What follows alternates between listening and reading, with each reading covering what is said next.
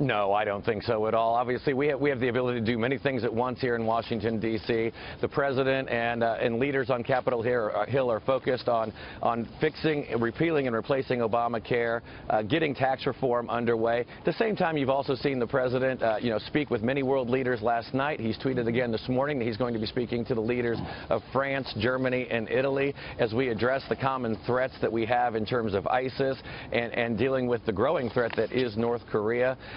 So what you're looking at right now is you're looking at the president who's talked about, wrestling with the media off and on throughout the entire campaign. But when you look at it, if you go back to the last month, there were reports of, I guess, distance between the vice president and the president that have been denied. Rifts developing is how one report characterized this is just another, as I described it, the gold standard of fake news. There's absolutely no distance between the vice president's staff and the president's staff. We start and spend every day and end every day together. So this is just another example. And what I was going to point to is, it's a disconnect between what the American people are focused on and what the media is focused on. In just the month of June, the major network broadcasts, the nightly newscasts, spent nearly 6 hours talking about Russia and less than 5 minutes talking about the economy. Exactly. The fact that unemployment is down, the stock market is up, and consumer confidence at the highest, in decades. Well, real quick, Mark, the vice president pushing President Trump's agenda on election integrity. He's going to hold an organizational call with members.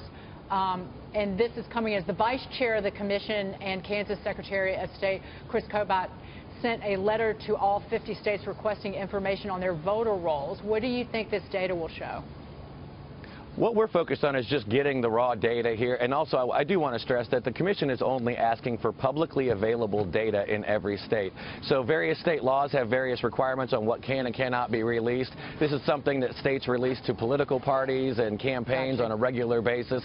So the commission is not asking for anything that's not already out there in the public domain. But what they are looking at is, let's take a look at the entire voter registration system. Let's see if there are areas where we can identify loopholes, best practices, things that could reduce the potential for registration fraud, which could also lead to voter fraud. In fact, just last week, a gentleman in Virginia pled guilty to 18 counts of falsely registering people, including dead people.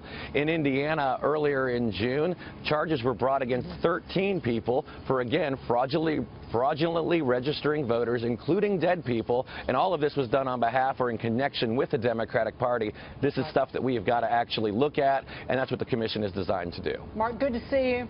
Good to see you. Mark Latta. I can't wait to see what President Trump tweets next. Thank you, Mark. Happy 4th. Thank you. Appreciate you being here.